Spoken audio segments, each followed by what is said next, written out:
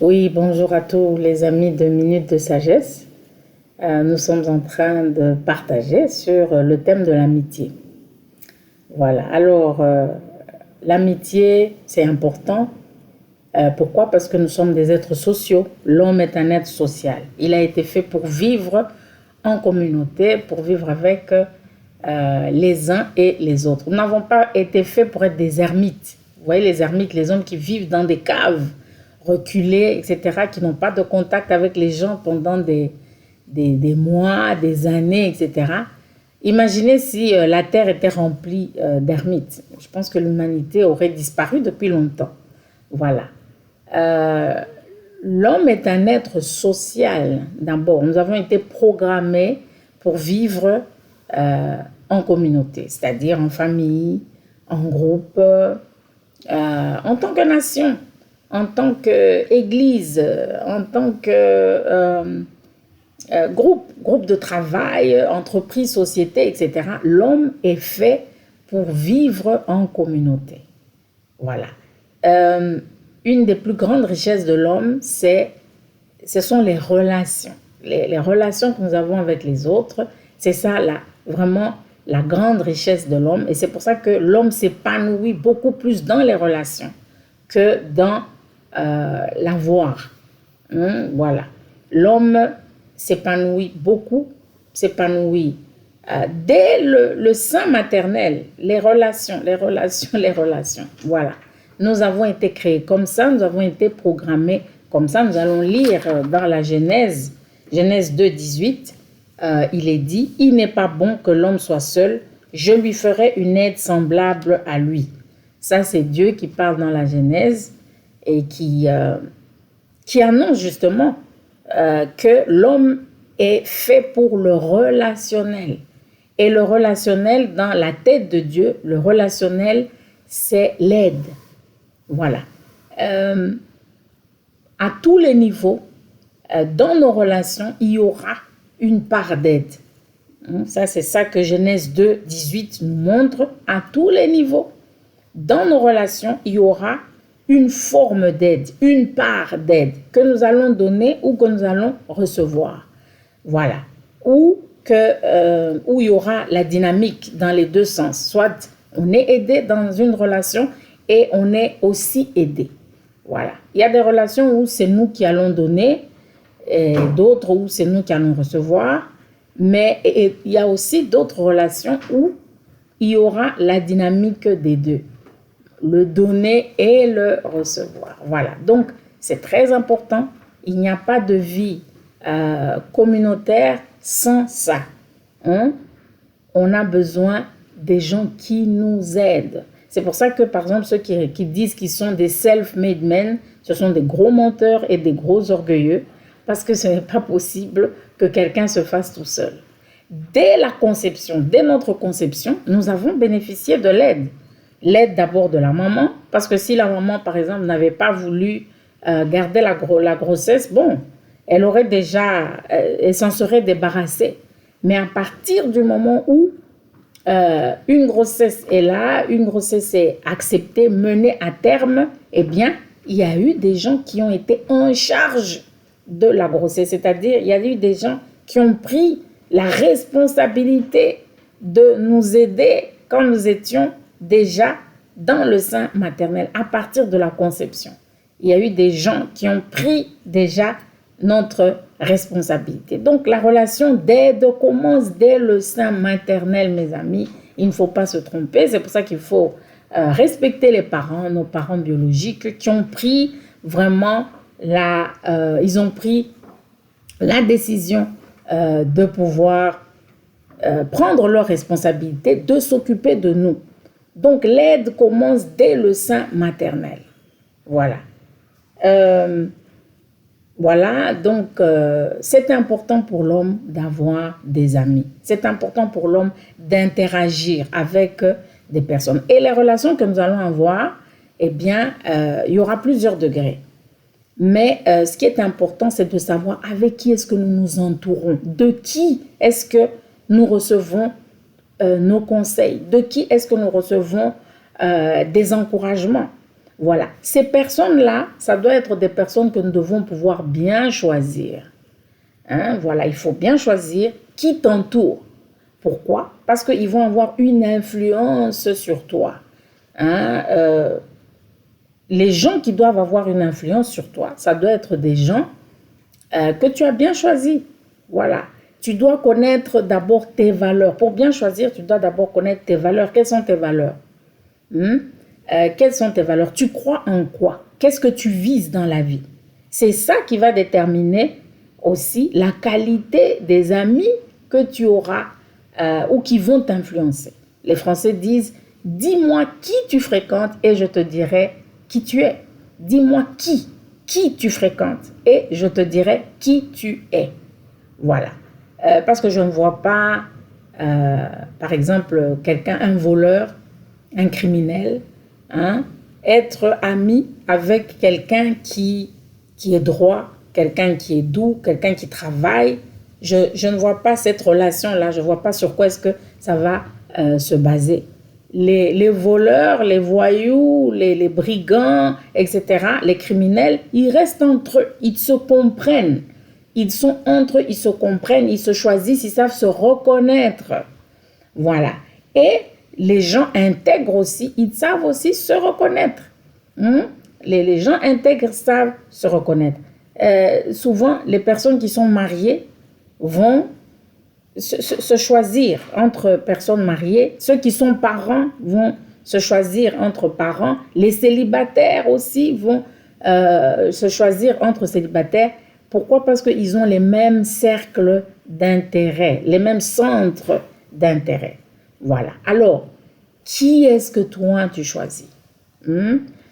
Si tu es un jeune qui veut aller loin, eh bien, tu dois d'abord toi-même réfléchir. Quel genre de vie tu veux avoir? Voilà. Parce que si tu as par exemple des ambitions pour ta vie, eh bien, il faut avoir des amis qui vont dans ce sens-là. Il ne faut pas avoir des amis qui vont te déconnecter, n'est-ce pas, de ta vision, de tes rêves. Voilà. Dans Proverbe 27, 17, on nous dit, le fer aiguise le fer. En fait, comme le fer aiguise le fer, ainsi un homme excite la colère d'un homme. Voilà. Donc, le fer aiguise le fer. C'est très important. Tu ne vas pas aiguiser le fer avec du fromage. Tu ne vas pas aiguiser le fer avec du bois. Tu ne vas pas aiguiser le fer avec du plastique. Tu vas aiguiser le fer avec du fer. C'est là où tu vas avoir un rendement formidable. Le fer va être vraiment tranchant. Tu pourras trancher ce que tu veux sans problème. Ça veut dire quoi en fait? La Bible ici veut dire que les bons amis vont te pousser à t'améliorer, pousser tes talents à remonter. Voilà. Les bons amis, c'est ça qu'ils vont faire. Ils vont te pousser à donner le meilleur de toi-même. Ils vont te pousser à t'améliorer dans un domaine ou dans un autre. Ce n'est pas toujours dans tous les domaines, mais dans certaines choses, les bons amis vont t'aider à vraiment à donner le meilleur de toi-même. Tandis que les mauvais amis, eux, qu'est-ce qu'ils vont faire? Les mauvais amis, eux, vont te pousser justement dans le sens de tes défauts. Ils vont te pousser à accentuer tes défauts. Quand tu seras avec eux, tes défauts vont devenir plus forts.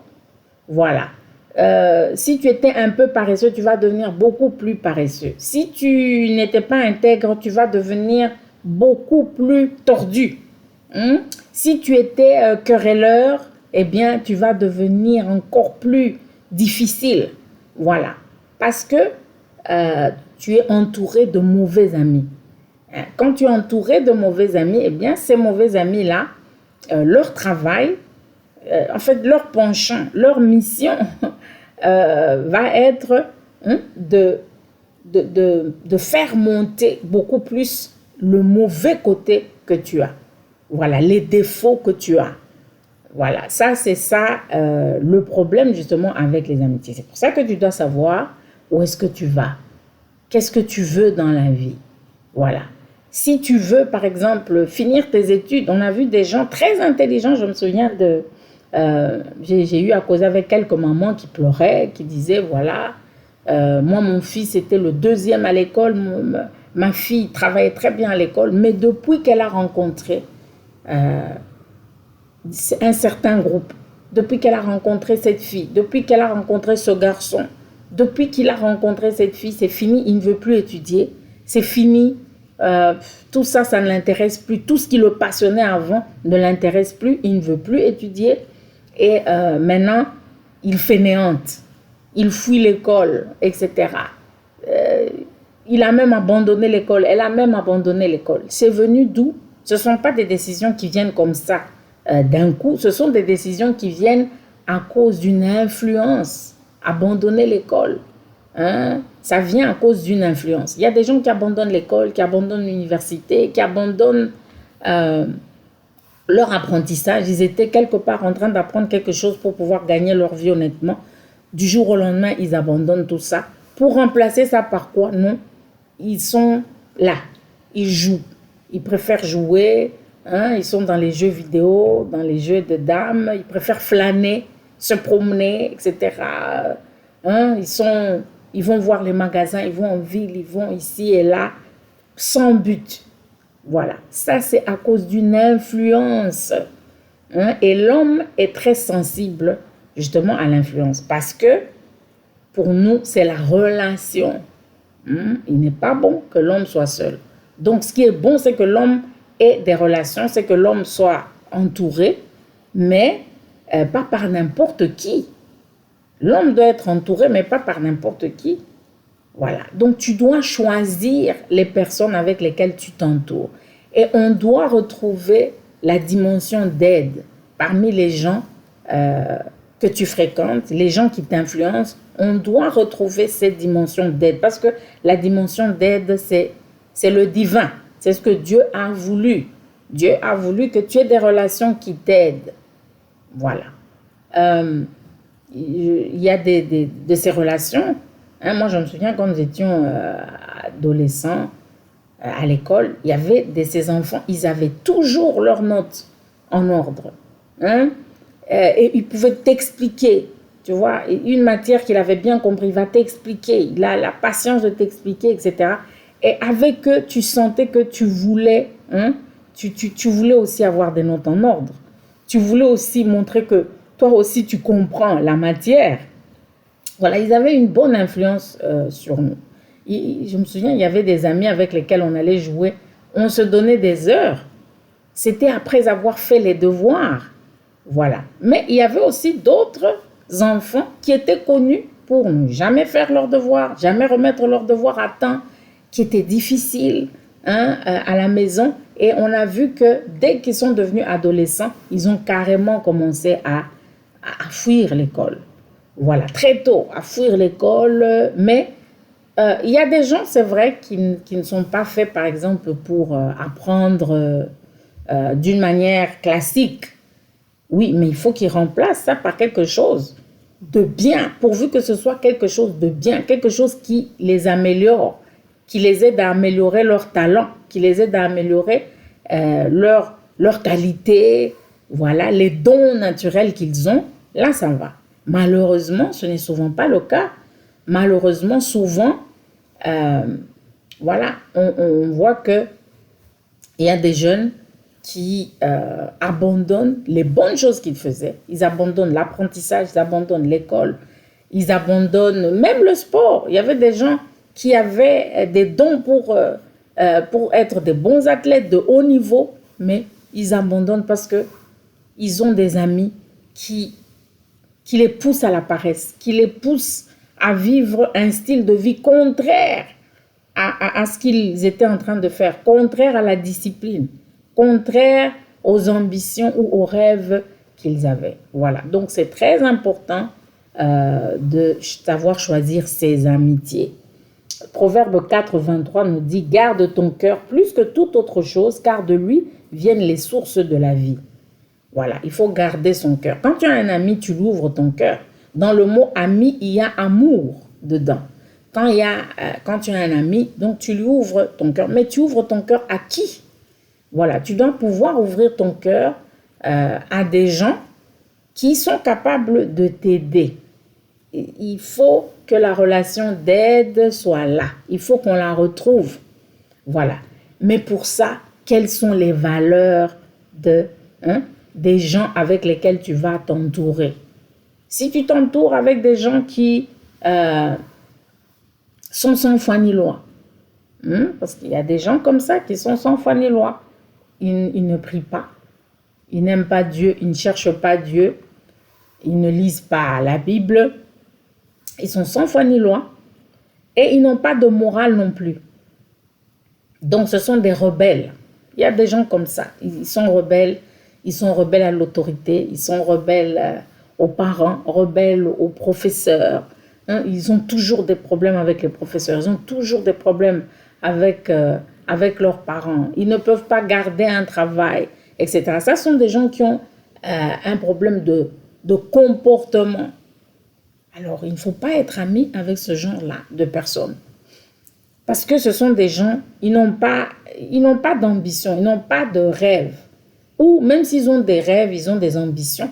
Mais les méthodes pour arriver à accomplir leurs ambitions, ce sont des mauvaises méthodes. Voilà. Donc, il faut savoir choisir. Avec qui est-ce qu'on se met en relation? Avec qui est-ce qu'on se met en amitié? Qu'est-ce que nous partageons? Quelles sont les valeurs que nous partageons? Voilà. C'est pour ça que, avant d'avoir des amitiés, c'est d'abord la question te revient à toi. Quelles sont tes valeurs à toi? Voilà. Et, les sources de la vie qu'il y a en toi, la Bible parle du cœur, parce que dans ton cœur, il y a les sources de la vie. Qu'est-ce qu'il y a dans ton cœur? Voilà, qu'est-ce que tu as dans ton cœur? Parce que si tu n'as pas de valeurs, tu as reçu une éducation, mais tu ne marches pas d'après cette éducation. Peut-être que tu as reçu une bonne éducation. Les parents essaient de te donner une bonne éducation, mais bon, tu ne pratiques pas ça. Voilà. Alors, quelles sont tes valeurs? Parce que si tu n'as pas de valeurs, et si tu n'as pas des valeurs bibliques dans ton cœur, eh bien, qu'est-ce qui va se passer, mon ami? Tu vas rencontrer des gens qui sont sans foi, qui sont sans loi et qui vont t'entraîner dans une vie que peut-être tu n'aurais pas voulu. Voilà. Il y a des gens, quand on cause avec, disent « Je regrette d'avoir rencontré telle personne. Je regrette de m'être laissé influencer par telle autre personne, par tel groupe. Si j'avais su que ça allait m'emmener à la situation dans laquelle je me retrouve aujourd'hui, je n'allais pas les suivre. » Donc, à qui est-ce que tu ouvres ton cœur? Ça, c'est très important. Ouvrir le cœur. Tu ouvres le cœur à qui? Voilà. Tu échanges avec qui? Qui t'impressionne? Qui t'influence? Voilà. Qui est-ce que tu admires? Parce qu'en fait, dans les relations, il y a aussi il y a l'admiration. On admire les gens, on estime les gens.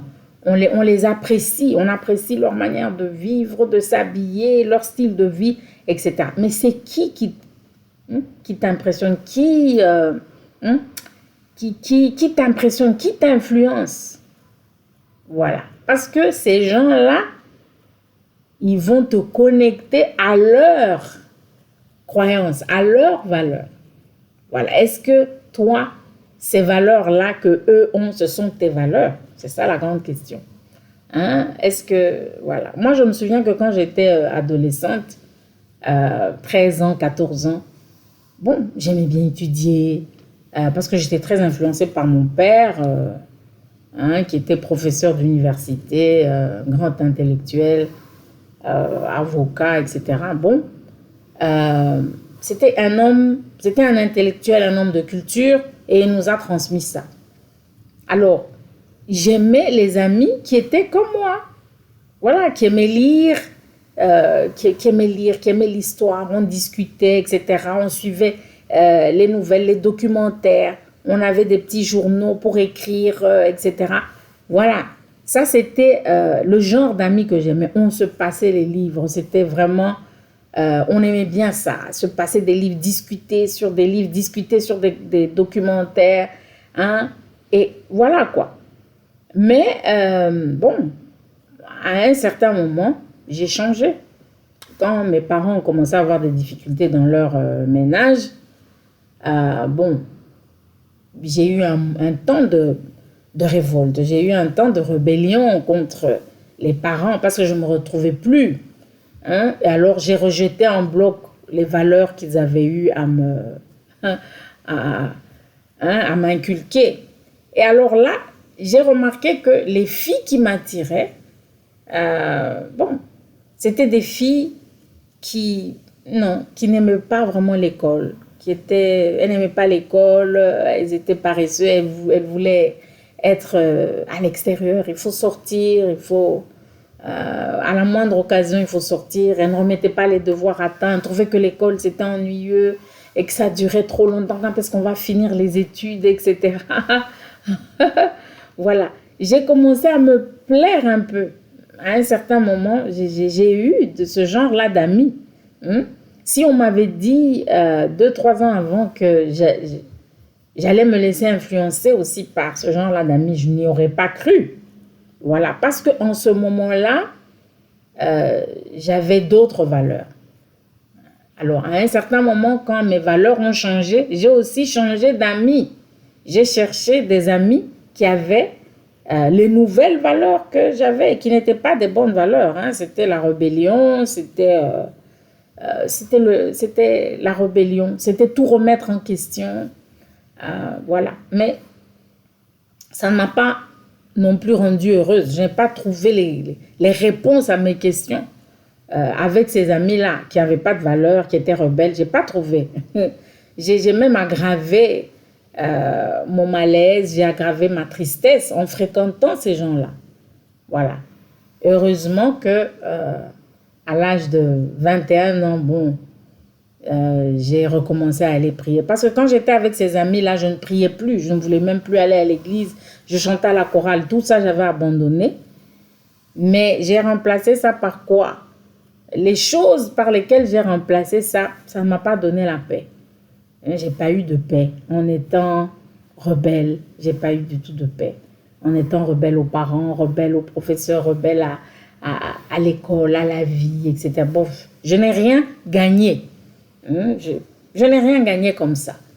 Dieu merci, je me suis fatiguée de ça. Et à 21 ans, je suis revenue vraiment à la raison, je dirais. Hein? Je suis revenue à la raison. Je suis revenue aux vraies valeurs. Je suis revenue aux valeurs évangéliques. Je suis revenue aux valeurs du travail, des études, etc.